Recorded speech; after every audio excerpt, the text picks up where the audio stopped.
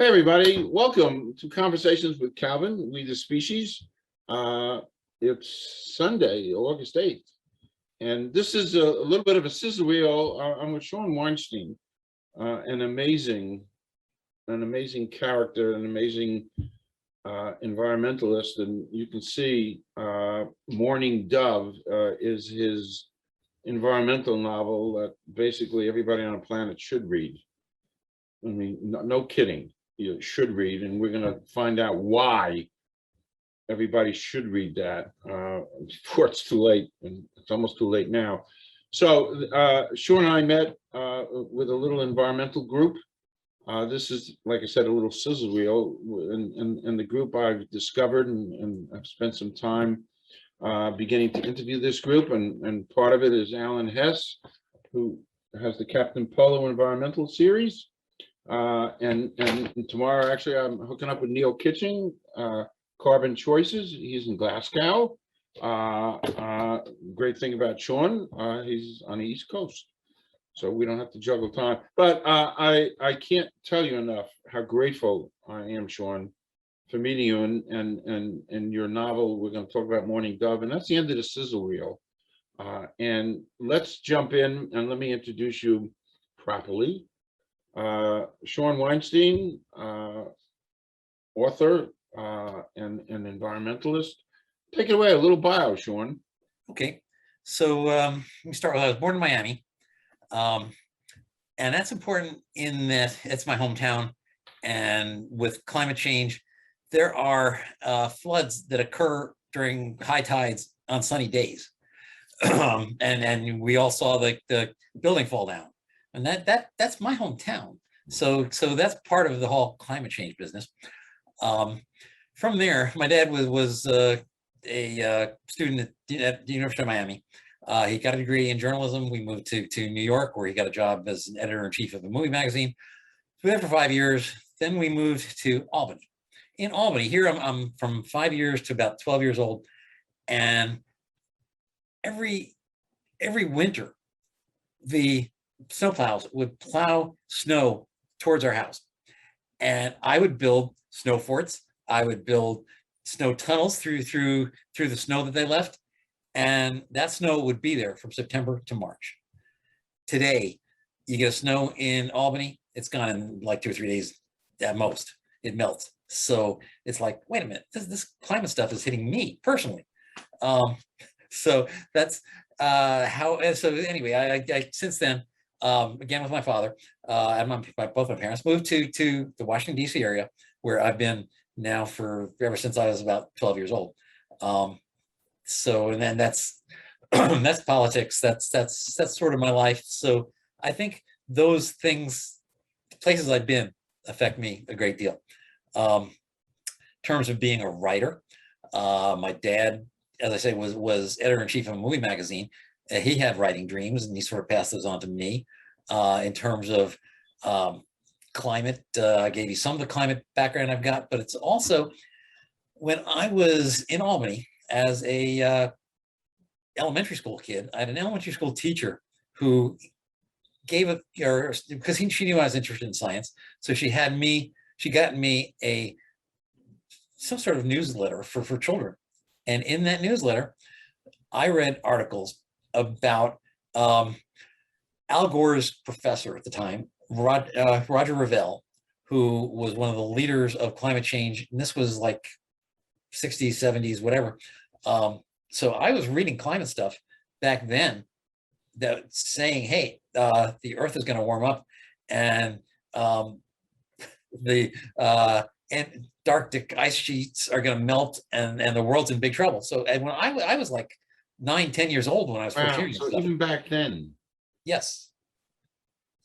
So my biography sort of has all gone into building my writing a climate novel today. So that's sort of my bio. Okay, which is perfect. And to remind folks, right behind you is kind of the cover for your novel Mourning Dove, which we're going to talk about because it's so inclusive as to the state of the world. And I just to reinforce this double duty here, Mourning Dove, And actually, I said it in my monologue, the whole world basically should read this. Maybe we can slap some faces and light some fires.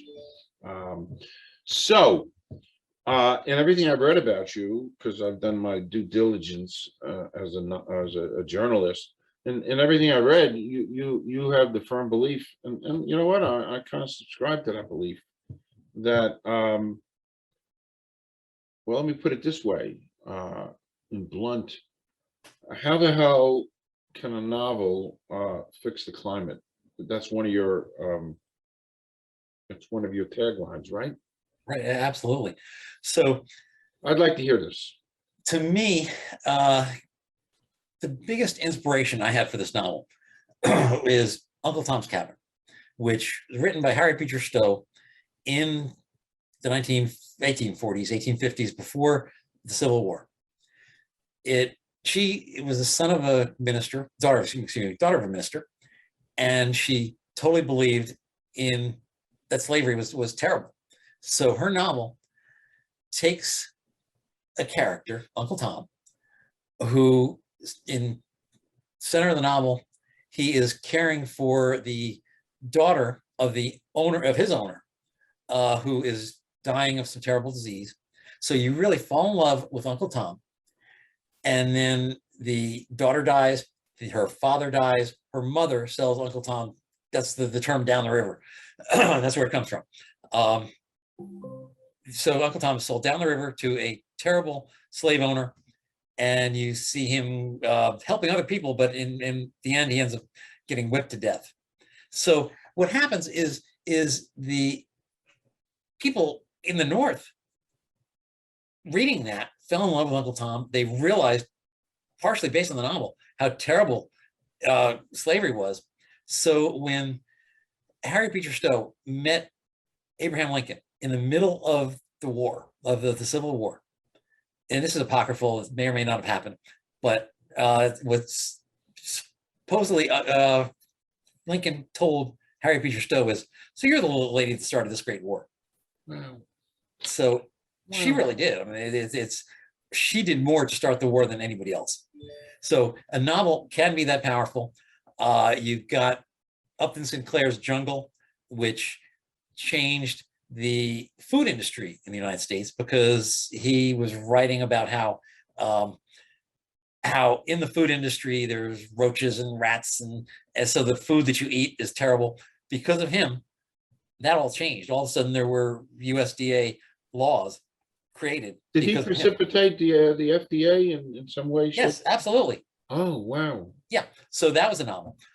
Grapes of Wrath, which is a novel I love, is just a great novel by Steinbeck, has Okies, people from Oklahoma who are sharecroppers. They go to California and they are treated absolutely terribly as sharecroppers, meaning they're picking food from farms in California. And as a result of Grapes of Wrath, the farming industry changed a lot to have rules and regulations to protect the sharecroppers. So yeah, novel can be that powerful.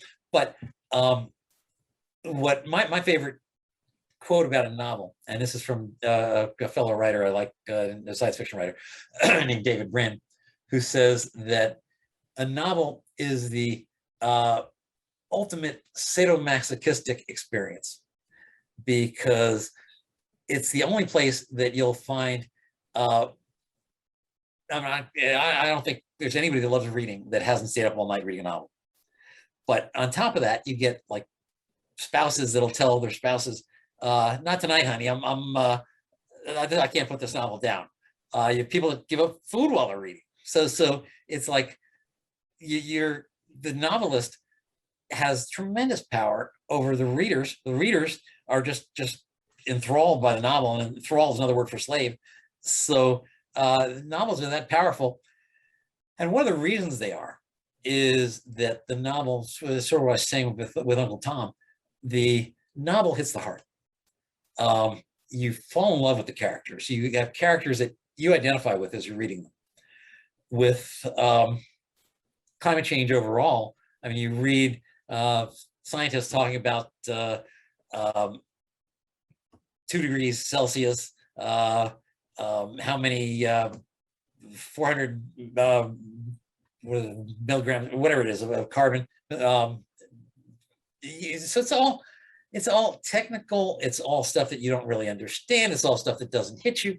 But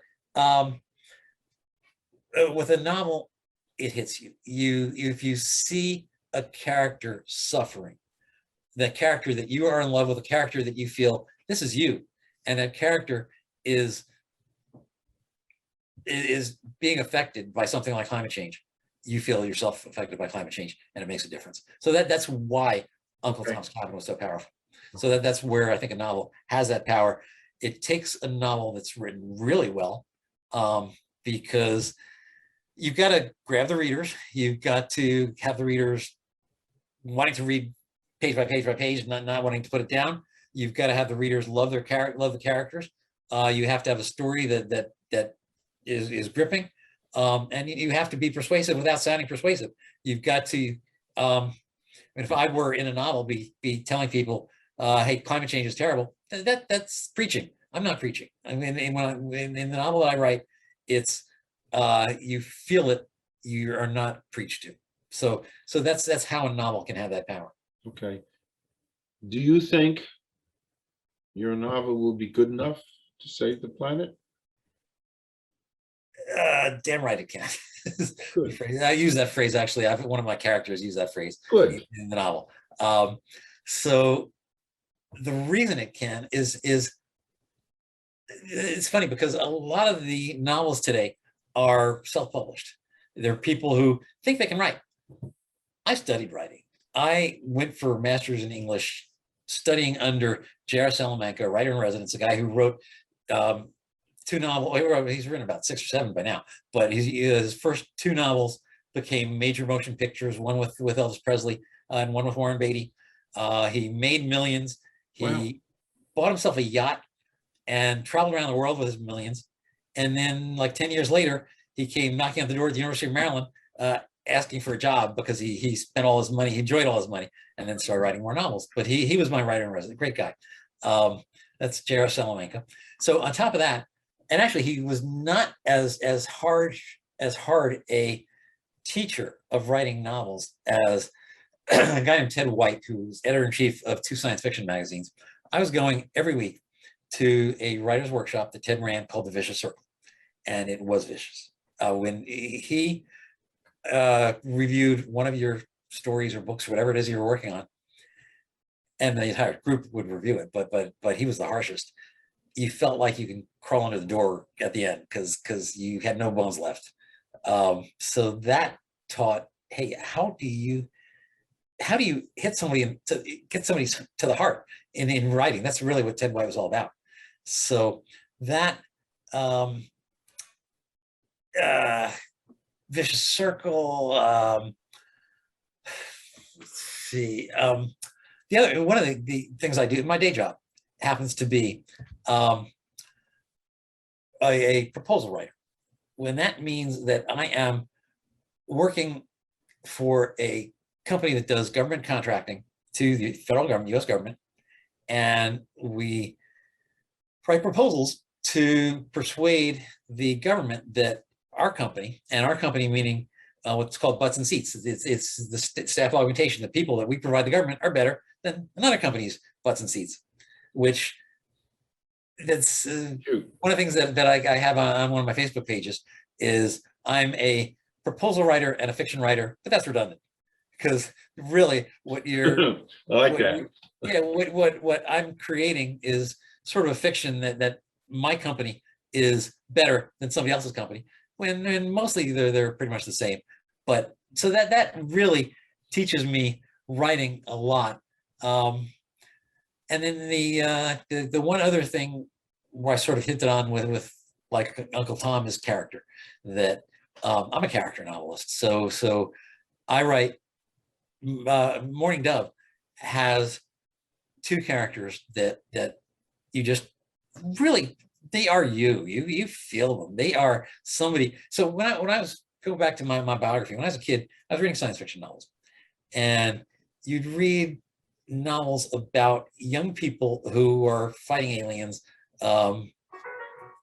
In a sense, it was, they are better than, they're better than anybody else because they are smart enough to figure out how to win. That, I fell in love with that. I mean, it's like creating, it's characters that I identified with. So one of the two main characters of Mourning Dove is very much like that. It's a character that you're just gonna say, wow, he has grown so much, and how does he manage to do that? And it's yes, this is what I want to do, and this is the character I want to be. So that's really why I think Mourning Dove is going to be strong enough to, I mean, so I say I've studied writing. I've worked on writing my entire life. I'm not just somebody writing a self-published book. This is a book that's going to get published by the best publishing companies in the world, and I think that can actually save the planet. If a publishing company will push it the way I want it to be pushed, and I think they will, and with the pushing that I'm doing right now, I perfectly positive that it will be a success. You know, you're doing such a good deed. You're doing such beyond, as I've plunged in more since I met you guys, the group, your group, and that's recently, but I've plunged more into climate change, and actually no regrets, but it's a tad on the depressing side. And I said that before we went on air. But my next logical question, Shawn, is what are you doing to make this novel scientifically valid as far as climate change? Okay, so by the way, is that a valid question? Oh yeah, it certainly is, because Okay. it's Okay. within the, so I'm not preaching at all, and I'm not talking science in the book. They're not much, but I want everything I say in the book to be scientifically accurate.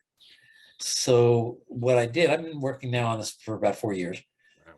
When I first started reading, actually listening to on Audible, books written by climate scientists and climate activists and just everything there is to know about science. So I've got over 100 books that I've read so far on climate science. Wow. So in fact, my son's comment was, college courses college degrees sometimes don't require that much reading. So yeah, I've read a lot, but I've also been connecting with people who are climate scientists, climate lawyers, climate economists, climate educators, you name it.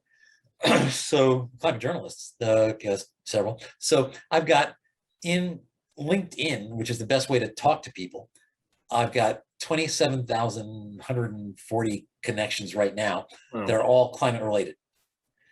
And I've got 4,500 Facebook friends. They're all climate related.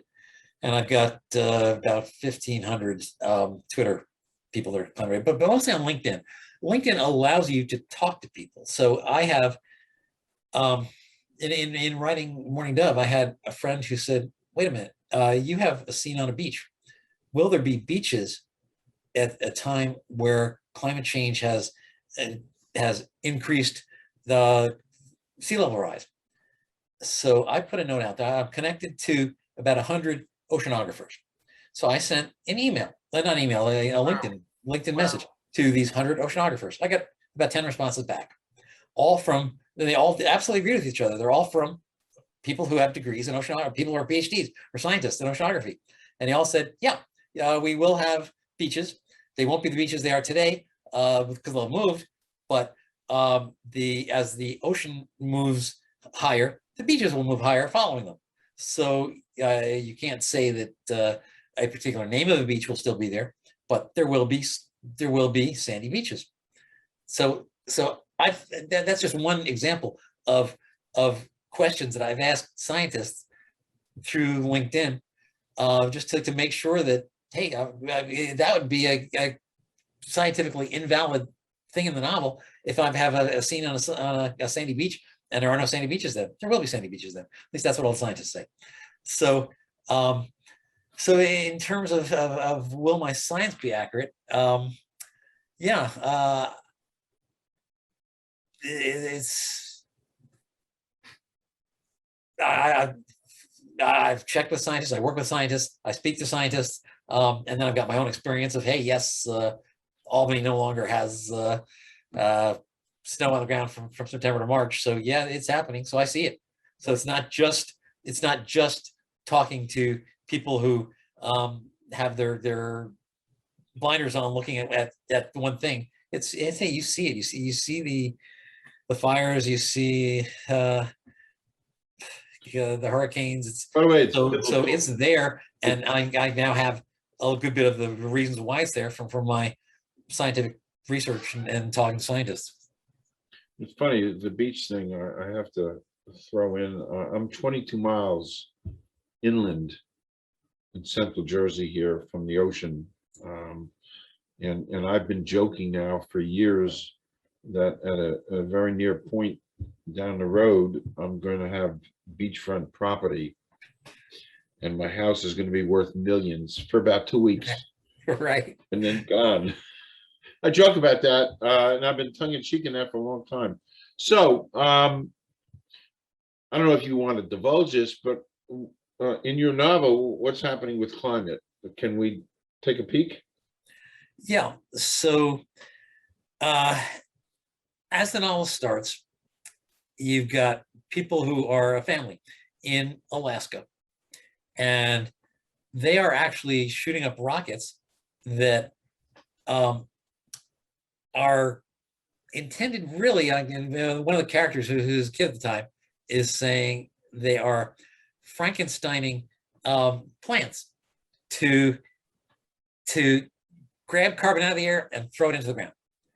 That's so you're creating Frankenstein plants through genetic engineering. That is sort of how it starts, because what you have in the novel, you start with they are in Alaska because the rest of the planet is getting a little bit too hot.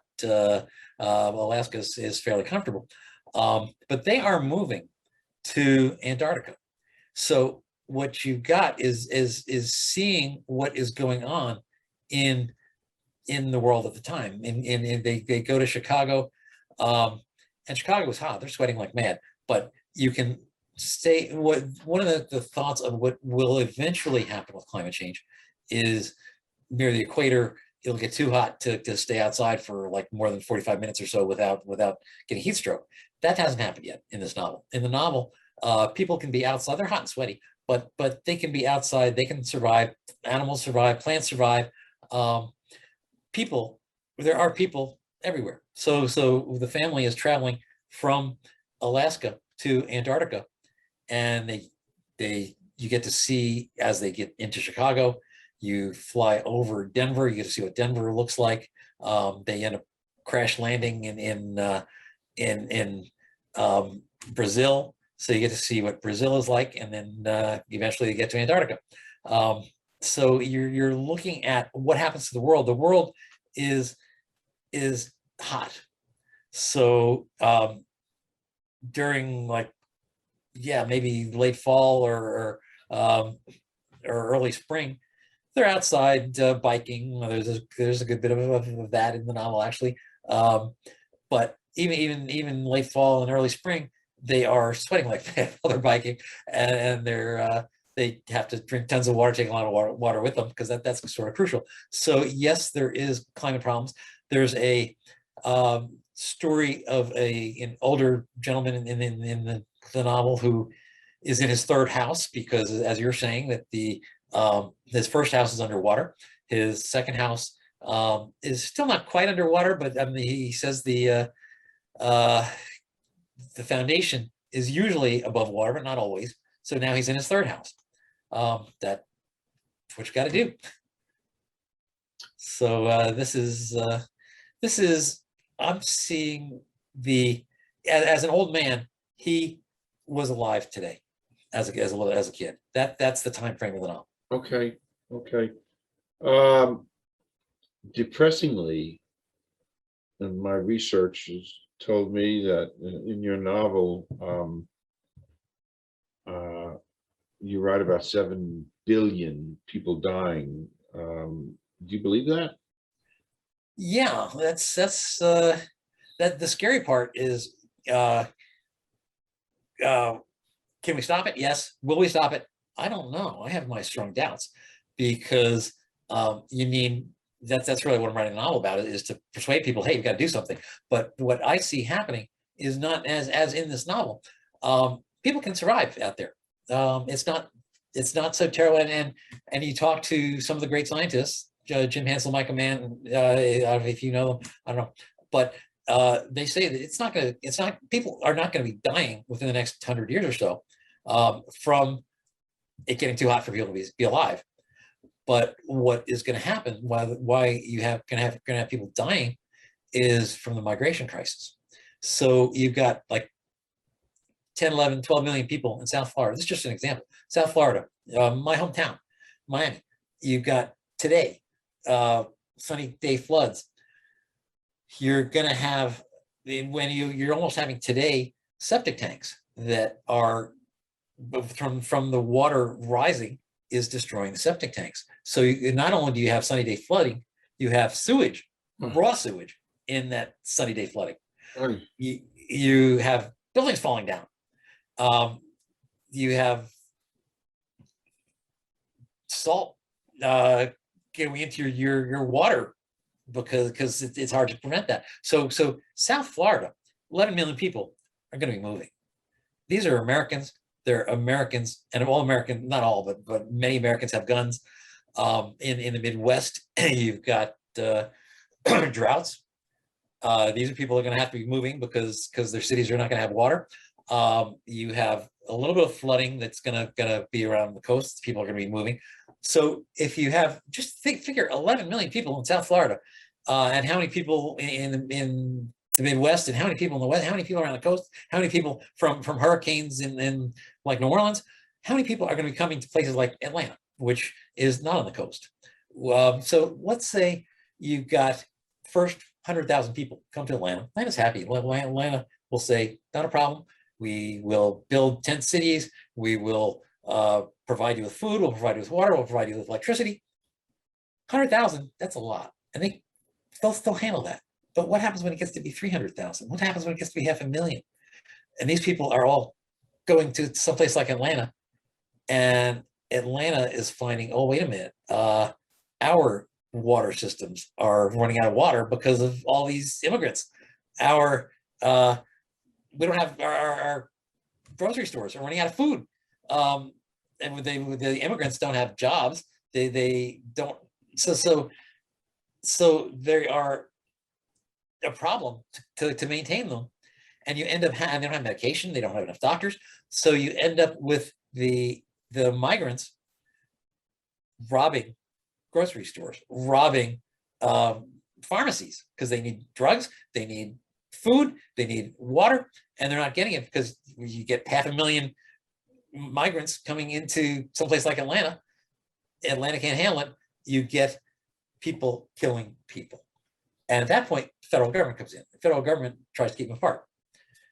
It's only so much you can do. And then Atlanta's just one city. I mean, you've got cities all across the country. So what you're going to get is, and think about cities.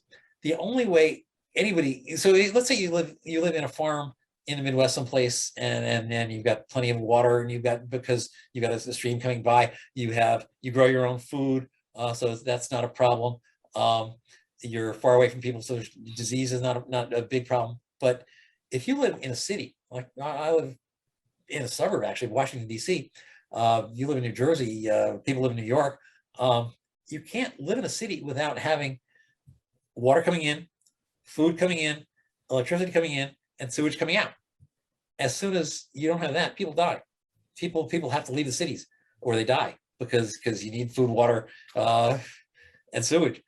So it's the migration crisis that's going to be killing people, which is why we need to do something fast about climate, because the big thing is going to be the migrants, and the migrants are going to happen. They're happening now, and we have to stop it now. And the way to stop it is stop putting the greenhouse gas like CO2 stuff into the air and start drawing it down. And you draw it down by, well, I mentioned, by the way, my novel having Frankensteining the plants to draw down carbon. Yeah. This comes from a woman named Joanne Chory, scientist, one of the top agricultural scientists today. That's what she's doing. She's designing corn, wheat, all sorts of cash crops that will have, well, the way she describes it is having fatter roots, deeper roots, and roots that draw carbon better. Wow. So that, because today, crops that we're growing, yeah, they draw down carbon every year, and then they decompose and put the carbon right back up. So what you need is the roots to stay there. So what we need to be doing today is changing how we do agriculture. And that's not what Joanne Chory is doing, is not really changing big ag. It's selling them, or having them sell a different form of seed. It's the same corn, rice, and beans and whatever else we've got, but it's corn, rice, and beans designed to draw down more carbon. We currently, I drive an electric plug-in Prius. If we switch to electric, well, actually switching to electric cars is great, as long as we also switch to electric power plants. Carbon-based power plants makes electric cars just as bad as driving gasoline-powered cars. But for me, living in the Washington, D.C. area, there are nuclear power plants right nearby. And most of the electricity from the Washington, D.C. area comes from those nuclear power plants. That is pretty much carbon-free. So by driving an electric car or electric plug-in car, I'm helping the environment. That's really that's right now Biden is talking about, switching to electric cars. If we switch to electric cars and switch to solar and wind and things like that, powering our major power plants, that's what we need to do. Great. Before we plunge further, just to go off topic. Sure. I pre-warned you I might do this. Sure. So I like this question. Personally, I like it. So here's the scenario, Shawn. Excluding family or friends, somebody living or dead you'd like to spend the day with. And you can come up with a couple, actually. You don't have. Well, listen, I've thought of this question many times before, and it sort of says stuff about me that I don't know if, well, I guess it doesn't hurt to say. My choice is Moses, because my first question to Moses is that true? Did you really meet God? Is this for real? Hey, I'm sort of like up in the air, and I think that's the most amazing thing that's ever happened on this planet, and it sort of affects climate change, my novel, as well, in that I'm thinking that hey, I'm hoping my novel is inspired by God, and that God will make sure that hey, we don't destroy all life on Earth. So yeah, I'd love for Moses to tell me, yes, I did actually meet God. This is what he looks like. This is what he sounds like. And yes, he told me this and he told me that. So that to me is of all people on Earth who ever lived, he's the one I'd like to talk to. Right. It's funny. I think about Moses when we're off camera. I'll tell you why, but not now. But I think about him, and I also think that, and of course, I keep seeing Charlton Heston. And I have a hard time. Right. I have a hard time distinguishing that, but from everything I gathered, he lived to be a few hundred years old. So whatever he was 120. doing. That's why in Judaism, when you say to someone you should live to be 120, that's because Moses lived to be 120. Yeah, I mean he lived to be really old, and he gave up the staff to John Derrick, who married Bo Derrick. I mean, I have all my little comedic routines. But anyway, that's a great answer. So moving along, you may have touched on some of this, and you kind of did, but so how can your novel fix some of these things? that you had been talking about? Is it the whole awareness thing? Yeah, what I'm trying to do is, so let's say the novel sells as well as Harry Potter, the whole series of novels was like 300 million copies is what Harry Potter sold.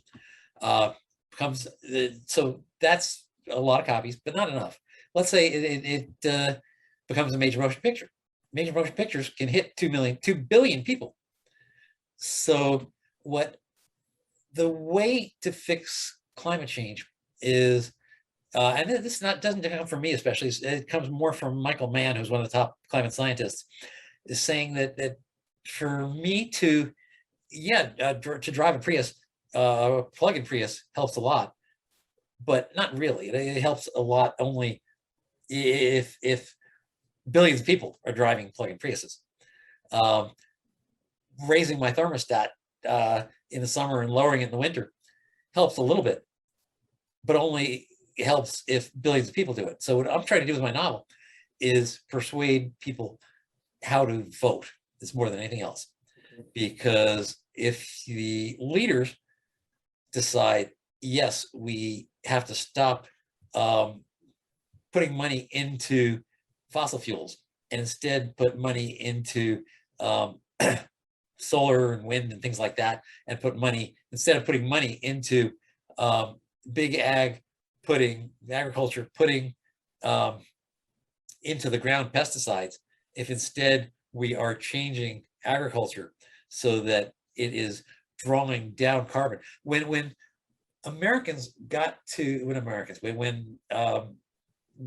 Europeans came to America, they found that the prairies, the American prairie, had prairie grasses that had the soil underneath the prairie grasses 10 feet deep of topsoil.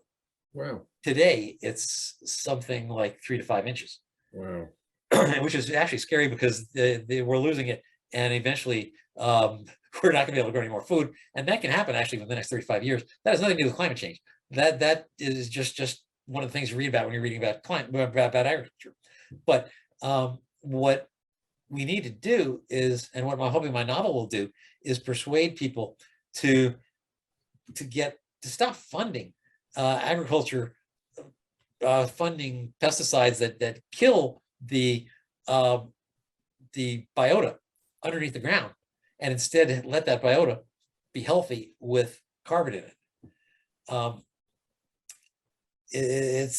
That's really the big thing, is drawing stuff down from the air and no longer putting stuff up in the air. It's not just persuading it is persuading voters, but it's persuading a lot. The complexity of this is pretty amazing, and what I'm trying to do is persuade everybody, so that I want my novel to be something that climate deniers will say, I really enjoyed reading that. It might sort of favor what I don't agree with, but it's just a fun read. Here, read it, and you hand it to another climate denier. So that's really what I'm trying to do, to hit the climate deniers who are fighting against fixing the climate, to hit the investors who are trying to figure out whether we should be investing in ExxonMobil and Shell, and so changing investing, climate lawyers. So what I'm trying to do is persuade all industry, people everywhere, that, hey, let's stop doing what we're doing and change the laws, change the investing, change the science, change even the movies, you name it, to get people to agree, hey, let's stop funding polluting, and let's start funding drawing it down and no longer pushing it up. Looking behind you at the title, Mourning Dove. Yeah. Normally I would expect the word MORNING, morning, like morning. So Mourning Dove implied in that title, tell me if I'm right or wrong, you're kind of mourning Yes. OU, That, 7 billion people. yeah. So that's in my novel. You've got 1 billion people still alive, but 7 billion people dead. So that's where actually there's a character who identifies as a mourning dove, and that's actually how the bird is spelled, is Mourning. Excuse me. The reason it's spelled mourning dove is the noise that the bird makes, the song, which is like coo, coo, coo, coo. It's a very deep, it's not high pitched, it's very low pitched. And that's what the bird does. It's usually the male bird. And there's some debate as to whether female birds actually say that or not, but it's usually the male. So I need to tell you the story of the mourning dove. Yeah, I was going to ask you that next. Yeah, true story. I live in a house that has on one side, normal everyday house with my neighbor. The other side, I've got a carport. The carport is a brick wall into the carport. So from our living room, we've got a window, and on that window, on the carport side, there's a brick shelf, brick ledge. So one day I drive home, I park in the carport, and I see a terracotta pot that is on that shelf. And because my wife is always planting everything, and she's plants the terracotta pots. So the terracotta pot is now on the ground, broken in 2 pieces. So I pick up the 2 pieces, I put them back up. I'm hoping she's not going to notice, she's going to blame me. And because there's nothing in the pot yet. There's like early spring. So next day, again, I go to work, come home, I see the pot. Now half of the terracotta, but one of the 2 halves is on the ground. The other half is still there, but the other half has twigs and things in it. So I sort of park far away and just sit in my car and watch. And I'm watching a bird, and it is carrying twigs and putting the twigs into this pot and building a nest. Wow. So, and this is in our carport, right on the window against our house. Wow. So we just enjoyed watching them, and they got to the point that, I mean, usually every time you're walking the carport, they run away, they fly away. It got to the point that they stopped flying away, that they sort of got to trust us. The picture behind me, I took that picture because the birds would trust us. We could come up reasonably close and take pictures. Wow. So so I looked them up on Google and found out that it's, I thought it was just 1 bird. Turns out it's 2, male and female. Because there's always a bird there taking care of. They had 2 eggs. There's always a bird there taking care of the eggs. The male or the female. One of them goes off flying away and eats and whatever, they getting exercise. The other one is always there. We got to be able to tell the difference between the male and the female. That was the female. Then they had the eggs hatched. Everybody was happy. You can see baby birds in that picture. They flew away. Everything was wonderful. Great year. Next year, they actually come back. The same, we left the nest exactly the way it was, and they come back into it. And they have 2 eggs again. And we think this is wonderful. And then one day I'm looking out on the other side of my house, which I'm looking at right now. And I see our next door neighbor has bushes, big bushes in the front. And underneath one of the bushes was the lair of their cat. This cat was like probably 120 years old at cat age, huge, incredibly fat, could just barely move. But he spent half his time just sleeping underneath that bush.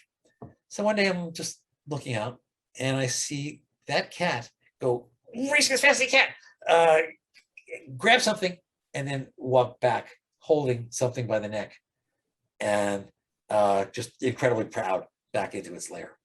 And I'm thinking, oh no, I hope it's not one of my birds. Well, it's that one.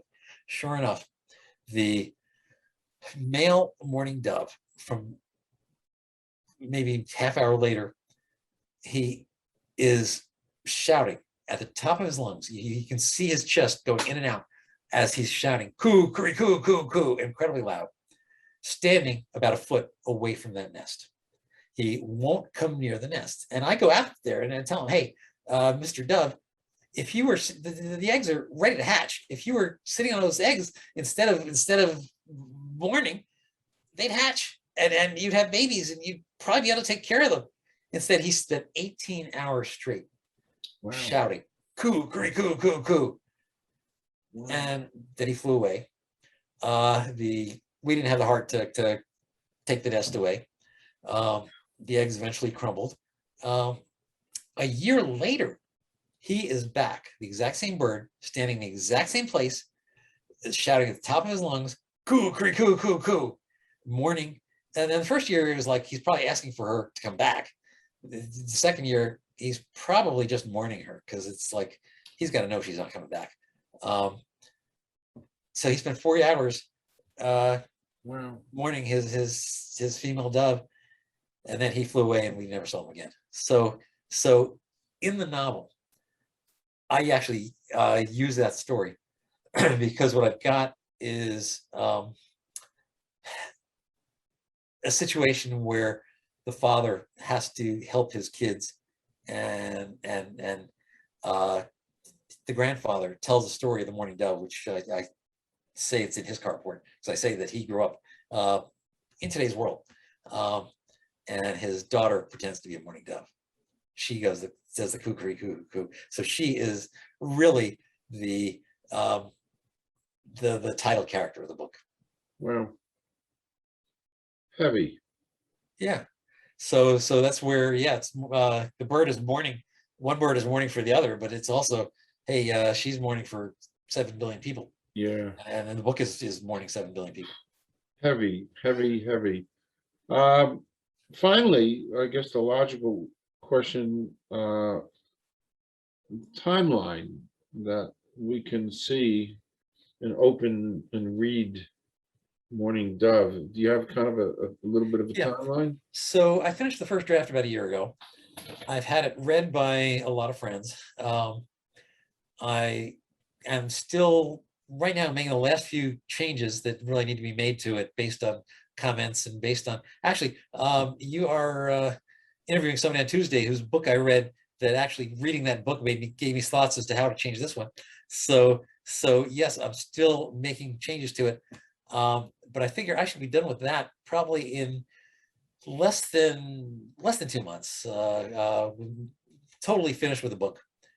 My marketing campaign, which is my blog, my LinkedIn, I send LinkedIn articles, my webpage, my Facebook page.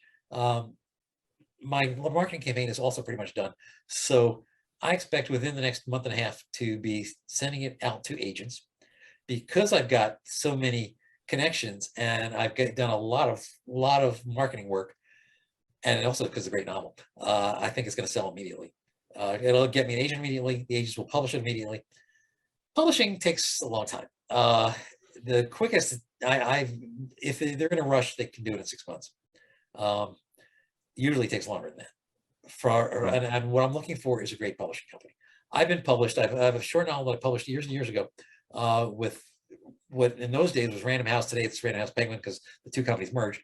I'm looking at Random House is the #1 publisher in the world. Simon Schuster's #2. I'm looking at one of those two, and I think my novel is far and away good enough, and I'm trying to get an agent who will be far and away good enough that I'll get one of the best publishing companies in the world. So I'm hoping that maybe by the end of the year, maybe early 2022 or maybe late 2021, I'm hoping the novel will be on the street. I'm keeping my fingers crossed. So, but I don't have any doubts that it's gonna sell and sell well. And usually every author feels this way. Every author thinks his novel, as he's writing, it's the greatest novel in the world. I know. Yeah, you've been there. But I've failed a few times. And I've written novels that didn't get anywhere, and I've learned from my mistakes. And one of the things you learn from your mistakes is to start learning from others.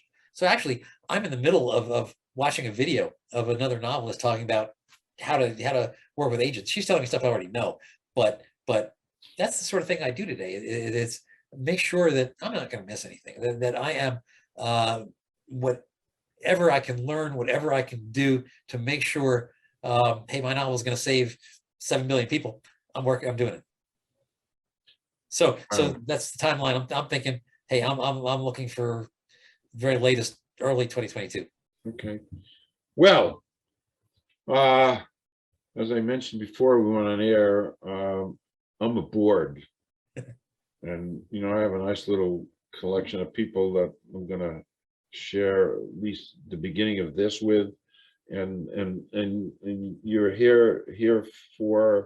herewith invited back anytime to continue the dialogue. And also we've been talking about putting together a little group of you guys, you amazing environmentalists, to chat and maybe include Gen Zs and 20-somethings and millennials, because it's their world. It's their world. So so hopefully you'll be back. We have a lot of work to do. I'm on your team. Thank you. I am so thrilled I met you. Yeah, me too, same here. Great chemistry. And my first thing I said to you was, you know, we're both in Big Ten schools, you know, Maryland, Rutgers. But anyway, Shawn, I can't thank you enough for your time. Well, thank you for Your having me on. passion. Great. And I'm so bored with what you want to accomplish, because the more I've been reading about stuff, the more critical it is for billions of people to read what you're writing, because it is that proverbial slap in the face, wake up. So thank you, Shawn. And, So yeah, so read through my blog as well, because that's my writing today, is to my thoughts on how to beat this thing. yep, and all that information is going to be embedded into this video that folks can see. So signing off. This was great. Again, I can't thank you enough. To be continued.